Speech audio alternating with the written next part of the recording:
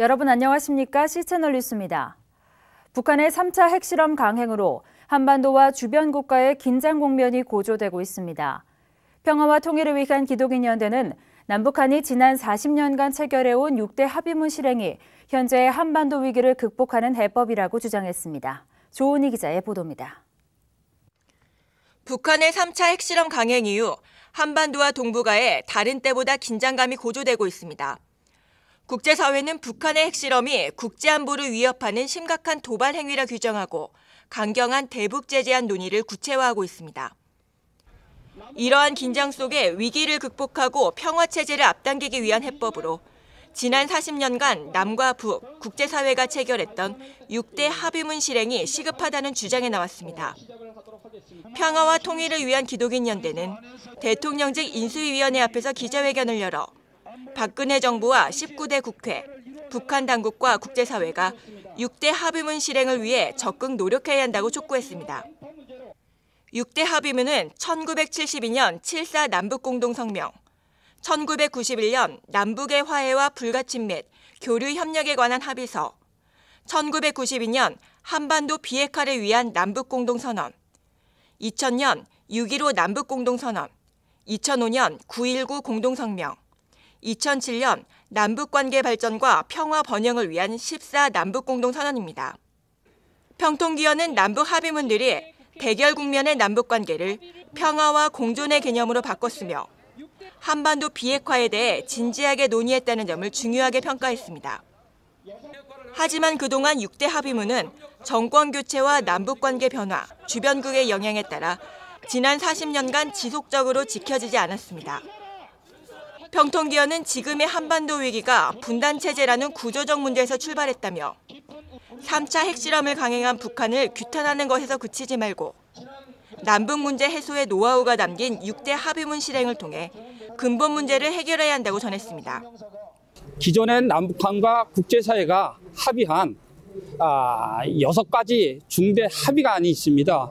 이 합의안을 남쪽도 북쪽도 국제사회도 서로 협력해서 지켜나가면서 서로 신뢰를 쌓아 나가는 것이 우리가 할 수 있는 최선의 합리적 대안이 아닌가 그렇게 생각을 합니다.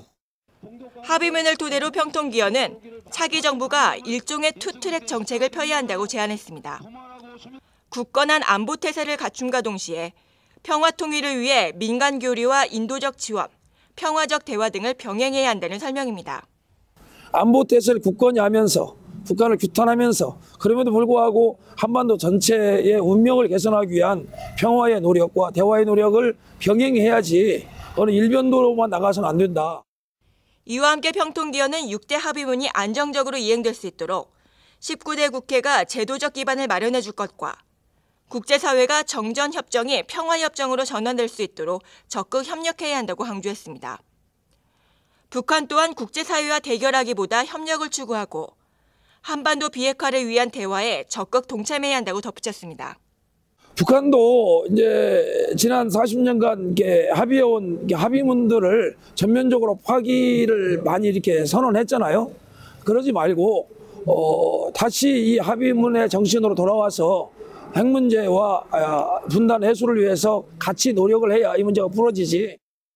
평통기원은 이 같은 내용의 성명서를 주한 미국, 일본, 러시아 대사관, UN 한국협회 등에도 전달했습니다. 북한 핵실험과 국제사회 대북 제재 논의로 한반도 정세가 강하게 얼어붙고 있습니다. 한반도 위기를 타개하기 위해서는 평화를 위한 40년간의 노력이 농축된 6대 합의문의 실행과 남북한, 국제사회의 대화 재개 의지가 중요하게 여겨지고 있습니다. C채널 뉴스 조은희입니다. 한국교회 문화유산을 체계적으로 보존 관리하기 위해 한국기독교 역사문화관 설립이 추진됩니다. 한국기독교교회협의회는 1년간의 연구 결과를 발표하고 역사관 건립을 위한 한국교회 협력을 요청했습니다. 이인창 기자의 보도입니다. 지난 2011년 10월 한국기독교교회협의회 실행위원회는 한국교회 근현대 문화유산의 체계적 보존 관리를 위해 한국교회 역사문화박물관 설립 추진을 논의했습니다. 당시 실행위는 본격적인 추진에 앞서 설립 타당성을 검증하기 위해 연구위원회를 발족한 바 있습니다. 그로부터 약 1년간의 연구가 진행된 끝에 연구위원회는 한국기독교 역사문화관으로 박물관 명칭을 정하고 전문가와 역사연구소에 맡겨 진행해온 최종 연구 결과를 발표했습니다. 최종 보고서에 따르면 역사문화관은 대지 면적 3,300제곱미터에 지상 4층, 지하 3층 규모로 건립될 예정입니다. 건립 부지는 한국기독교 장로회가 소유하고 있는 서대문 선교교육원 부지가 유력하며 역사관 건립과 관리 시스템 구축을 위해 400억 원이 소요될 것으로 추산했습니다. 이 중 200억 원은 한국교회 모금을 통해 나머지는 정부 예산 지원을 받겠다는 구상입니다.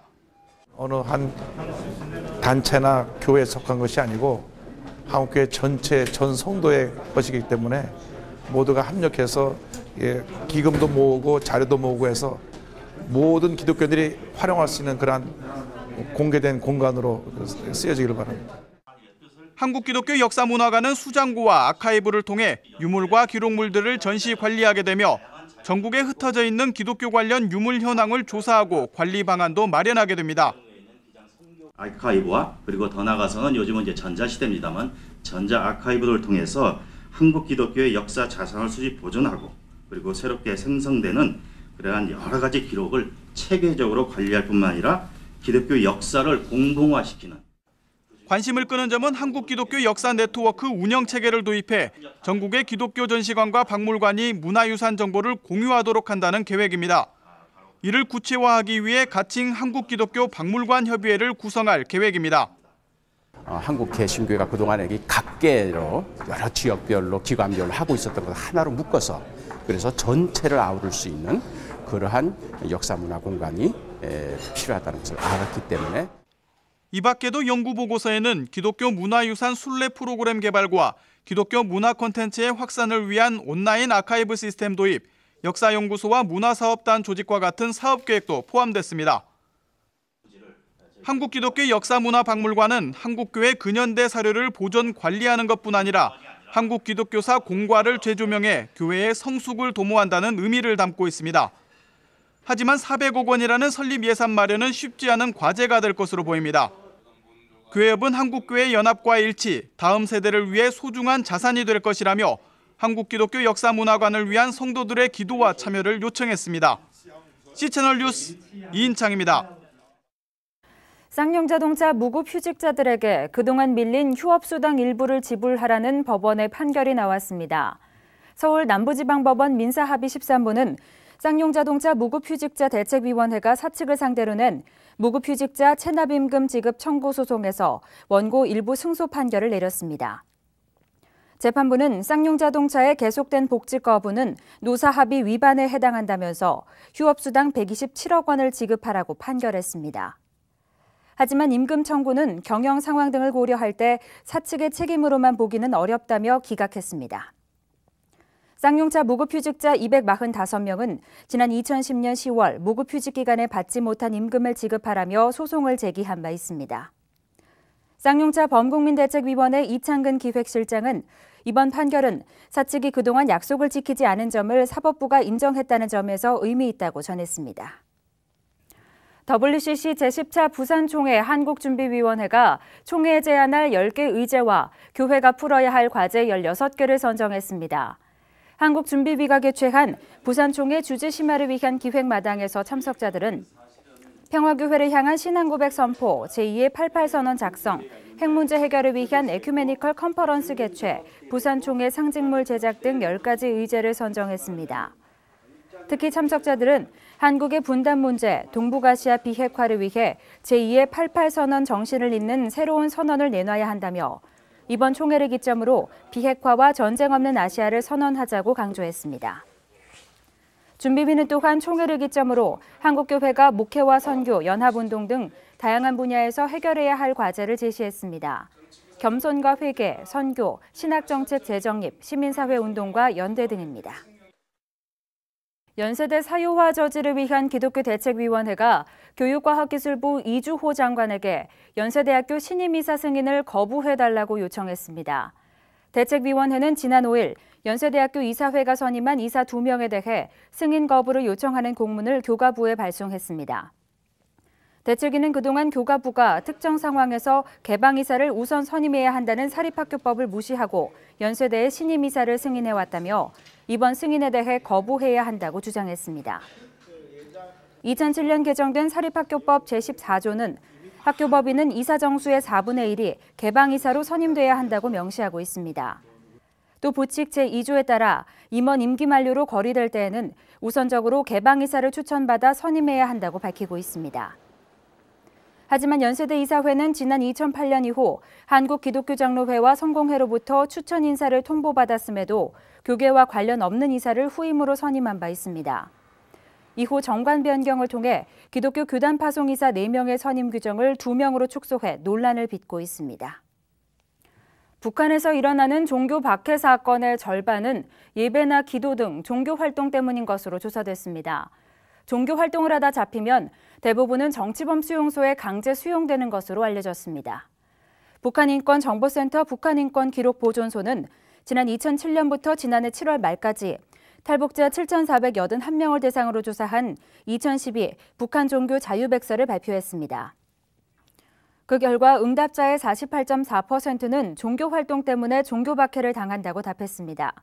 또한 23.5%는 성경책이나 십자가 등 종교 관련 물품을 소지해 박해받았다고 답했습니다. 탈북자들의 75.7%는 종교 활동이 발각되면 처벌받는다고 답했으며 이때 61.6%가 정치범 수용소에 강제 수용된다고 답했습니다. 북한 인권기록보존소 윤여상 소장은 이번 결과에 대해 북한에서의 종교 활동은 생명을 담보로 해야 할 만큼 위험한 실정이라고 설명했습니다. 대한예수교장로회 통합총회가 제97회기 에큐메니컬 정책 세미나를 개최하고 WCC 총회 성공 개최를 위한 교단의 정책 과제를 논의했습니다.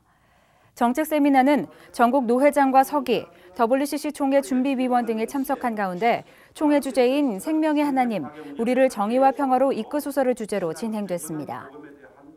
주제 강연에서 WCC 총회 한국준비위원회 박성원 기획위원장은 하나님의 창조 세계가 인간의 탐욕으로 심각하게 파괴되고 있는 현실 앞에 WCC 부산총회는 생태정의와 평화를 논의할 것이라며 이 같은 관점에서 주제를 성찰하고 기도로 준비해야 한다고 전했습니다.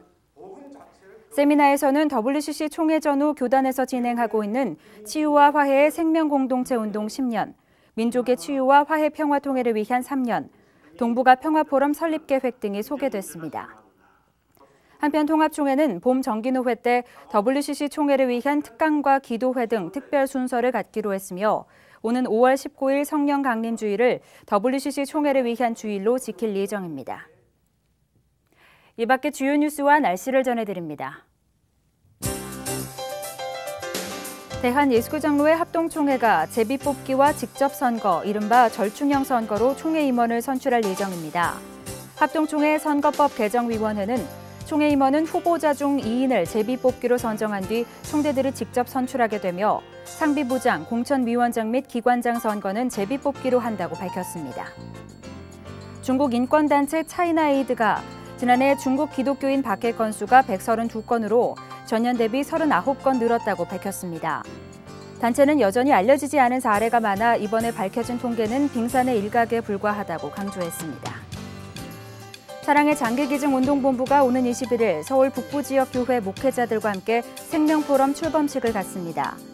포럼에는 서울 강북구, 노원구, 도봉구, 성북구 지역 교회들이 주축이 돼 참여하며 장기부전 환우들에게 생명을 나누는 운동을 전개할 계획입니다. 기독교 학교교육연구소가 오는 19일부터 20일까지 장신대 세계교회 협력센터에서 기독 학부모 교실 지도자 과정 세미나를 진행합니다.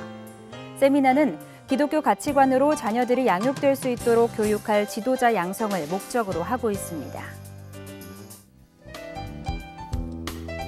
날씨입니다. 이번 주말에는 전국이 대체로 맑겠습니다. 하지만 오전 중에는 일시적으로 기온이 떨어지면서 다소 춥겠는데요. 바람도 꽤 강하게 불어 체감 온도도 낮겠습니다. 다행히 기온은 낮부터 오름세로 돌아서겠습니다. 하지만 주일 저녁부터는 전국에 비가 올 것으로 보이니 외출하실 때 우산 챙기시기 바랍니다. 아침 기온은 서울 영하 6도, 부산 영하 2도 등을 기록하며 일시적으로 춥겠습니다. 낮 최고 기온은 대전, 강릉 3도, 광주 5도까지 오르겠습니다. 바다의 물결은 전해상에서 0.5에서 2.5m로 일겠습니다. 주간 날씨입니다. 주일 저녁부터는 비가 내리기 시작해 다음 날 오전까지 이어지겠습니다. 제주도에서는 화요일까지 비가 내리겠습니다. 뉴스를 마칩니다. 시청해주신 여러분 고맙습니다.